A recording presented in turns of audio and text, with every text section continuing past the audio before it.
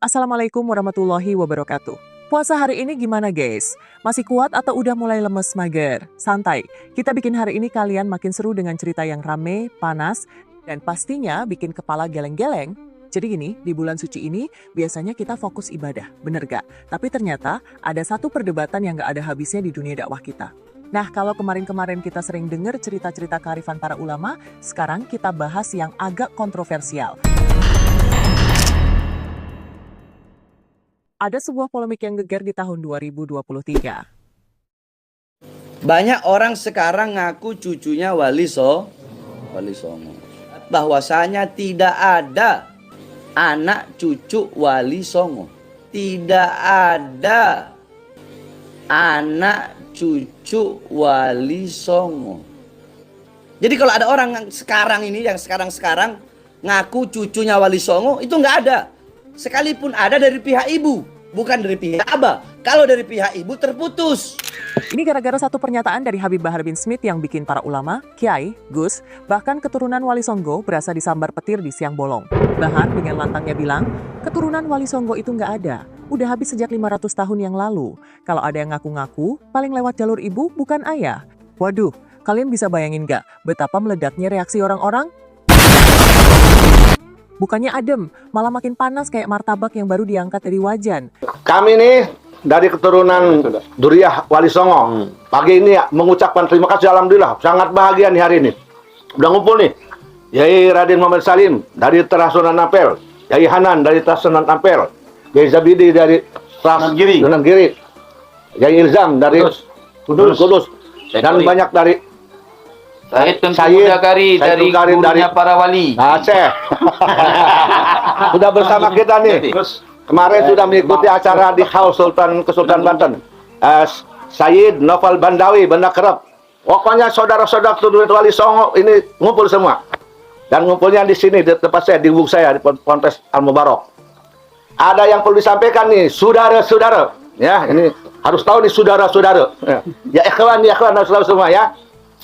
Ini ucapan si Bahar ini telah membuat kami bersatu. Maka kami semua mengucapkan terima kasih yang sebesar-besarnya ke si Bahar Smith.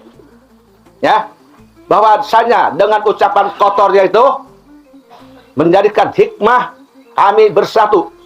Telah Wali Songo bersatu, bangkit bersatu untuk menghiasi Indonesia. Dan kami tidak bisa dilecehkan oleh siapapun. Sejengkal pun tidak akan pernah mundur. Ya, berarti ada hikmahnya. Wah, itu ada hikmahnya ya. Berarti kita kumpulin ini. Iya, Jangankan satu langkah, satu jengkal pun tak akan mundur. Mantap. Ini perlu diketahui. Jadi tanam. Perlu diketahui ini. Jangankan sejengkal. Kita tidak perlu mundur sejengkal pun. Harus maju terus. Terus. Tidak ada mundur, maju terus. Artinya kalau tidak ada itu, kita tidak ketemu. Nggak ketemu. Jadi begini. Terima kasih. Begini nih. Harus terima kasih berarti. Makanya terima kasih. Ini pertemuan kami tidak disengaja, tidak settingan. Ini gerakan Allah Subhanahu wa taala memuliakan Wali Songo dan Duriyatnya. Karena tidak settingan. Kami bertemu, berkenalan, berkumpul itu karena tergugah individu awalnya. Kemudian ternyata sama. Oh, ternyata Duriyah Wali Songo ini ada. Itu Allah ngomong ke si Bahar. Oh gitu. Kalau Duriyah Wali Songo ada, Bahar. Bilangin tuh ya. Bilangin.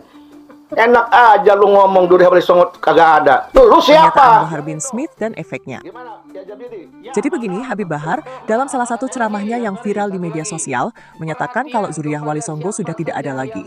Menurutnya, kalau ada yang mengaku keturunan, itu kemungkinan besar bukan dari garis laki-laki alias cuma dari jalur ibu.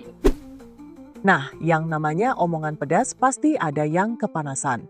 Ucapan Bahar ini bikin heboh di kalangan ulama Nusantara, terutama dari keturunan Wali Songo sendiri, termasuk para kiai, gus, dan tubagus-tubagus dari Kesultanan Banten. Mereka nggak terima, langsung naik pitam, bahkan sampai ada yang ngajakin duel intelektual buat ngebuktiin kebenarannya. Ada juga yang bawa ini kerana hukum dengan dalih fitnah dan ujaran kebencian. Reaksi ulama Nusantara. Gak tanggung-tanggung, ini jadi bahan diskusi besar di berbagai kalangan. Ngaku cucunya Wali Songo itu nggak ada. Ngaku cucunya Wali Songo itu nggak ada. Kamu rekam, kasih tunjuk sama si Ustadz goblok itu. Kalau nggak terima, bilang berantem aja sama saya. Nggak usah debat, berantem satu-satu, kita lihat siapa yang mati. Masian aing mah. Rek ngabela Wali Songo rek ilahar kowe. Tidak tahu diri. Ada yang mau mengkhianati Wali Songo? Aco. Yakin aing payah ge membela Wali Songo aing mah. Wani aing mah maju. Datang ka dieu teh jeung rombongan tibang jeung pamajikan aing. Moal eleh aing mah gelut mah hayu. Tuh man. Rek ngadu naon sok hayu. Ngadu bako hayu, ngadu ngopi hayu. Ada yang mau ikut membela Wali Songo? Nasab keluarga Azamat Khan itu tidak ada dalam daftar, nggak diakui. Jadi kalau ada orang yang sekarang ini, yang sekarang ngaku cucunya Wali Songo, itu nggak ada. Kalau kamu ada di Indonesia tapi kamu membenci Wali Songo atau menyatakan Wali Songo tidak ada keturunannya, minggat dari Indonesia. Betul? Tidak punya tahu diri. Cucunya Wali Songo, si ini cucunya Wali Songo, semua aja ente orang ngaku cucu Wali Songo. Ngomong sok ngomong digampleng ku aing nyebutkeun eueuh keturunan Wali Songo. Rek saha iki dikepret ku aing. Gedek saya dengan orang yang ngomong seperti itu. Tidak tahu diri di Indonesia ngomong Wali Songo tidak punya keturunan. Ngomong di media sosial wani hareupeun aing. Tampiling ku aing keneh. Yang ngomong bukan anak, yang ngomong bukan saya, yang ngomong bukan Bahar bin Smith, yang ngomong Robito Alawiyah. Mau protes ke Robito. Ayo. Kata siapa Wali Songo itu bukan Dzurriyyah Rasul? Kata siapa Wali Songo tidak punya keturunan?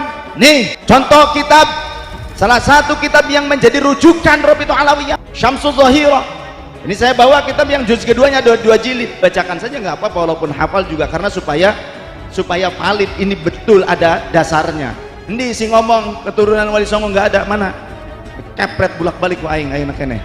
Banyak orang sekarang ngaku cucunya Wali Songo. Banyak orang sekarang ngaku cucunya Wali Songo. Wali Songonya habaib.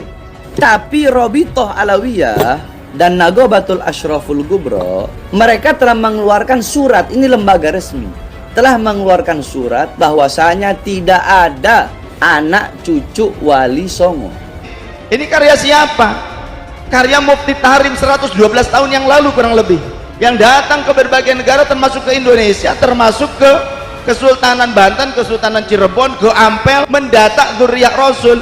Jika 112 tahun yang lalu berarti masih baru. Kitab ini tidak terlalu tua, baru 112 tahunan kira-kira. Mufti Tahrim datang ke Indonesia, mencatat ke berbagai negara, beliau mencari. Di sini ada pada jilid yang kedua, tuh skema, beliau membuat skema Dzurriyyah Sunan Gunung Jati saja, ini silsilah Sunan Gunung Jati, saya bacakan. Keturunan Wali Songo, Kesultanan Banten, mereka marah besar. Bahkan ada yang sampai pengen melaporkan Bahar ke polisi.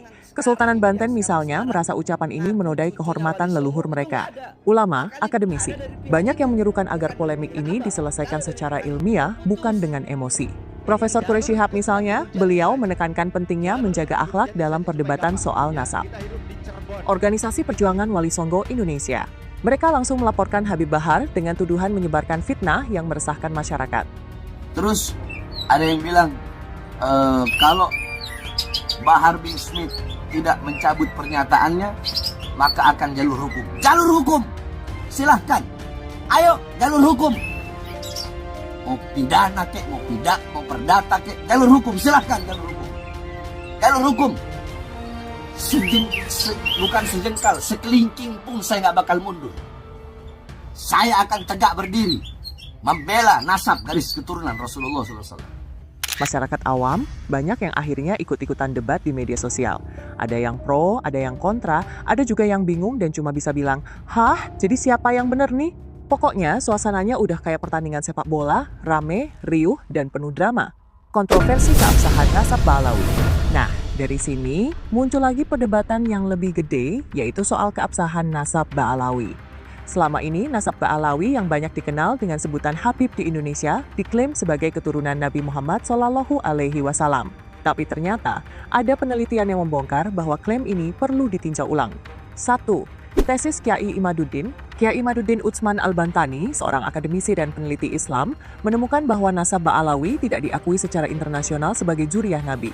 Kalau masih mengelak dari sisi ilmu nasab, dari ilmu sejarah, tes DNA sekarang memverifikasi bahwa memang mereka bukan keturunan Arab, mereka orang Ajam.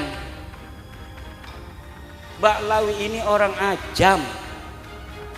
wajahnya be mirip kayak wong Arab, setitik doang mirip gedeleng nih, bener-bener baca selawat malah Arab gedeleng deke kayak wong Arab. Bukan, mereka bukan orang Arab dan mereka bukan keturunan dari baginda kita Nabi besar Muhammad sallallahu alaihi wasallam. Dalam darahku mengalir darah Rasulullah, nanti getihmu diperiksa. Menurut catatan genealogi dunia Islam, keturunan Rasulullah Shallallahu Alaihi Wasallam yang asli itu terdaftar di berbagai negara seperti Mesir, Maroko, dan Damaskus. Sedangkan Ba'alawi yang berasal dari Hadramaut, Yaman, tidak tercatat dalam database resmi zuriyah Rasul di dunia Islam. Ini jelas bikin perdebatan makin panjang. 2. Praktik jual beli gelar Habib. Ada juga isu soal praktik jual beli gelar Habib yang dikaitkan dengan organisasi Robitoh Alawiyah. Beberapa pihak menuding bahwa gelar ini bisa dibeli atau diberikan tanpa verifikasi yang ketat. Nah, kalau ini beneran terjadi, makin runyam lagi kan? Bisa jadi siapa aja ngaku-ngaku Habib.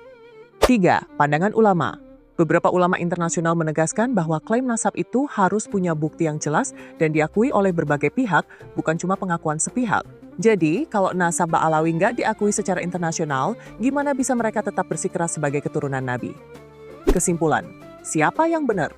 Nah, kalau ditanya siapa yang benar dalam polemik ini, jawabannya nggak sesimpel itu. Soal nasab itu bukan cuma perkara klaim atau dokumen, tapi juga soal kepercayaan dan budaya yang udah mengakar ratusan tahun. Tapi kalau kita lihat dari sisi sejarah dan penelitian ilmiah, memang ada celah yang perlu diklarifikasi lebih lanjut. Sementara itu, pernyataan Bahar yang sok jagoan dan songong yang mulutnya gak bisa dijaga tentang Wali Songo tetap jadi kontroversi yang belum selesai.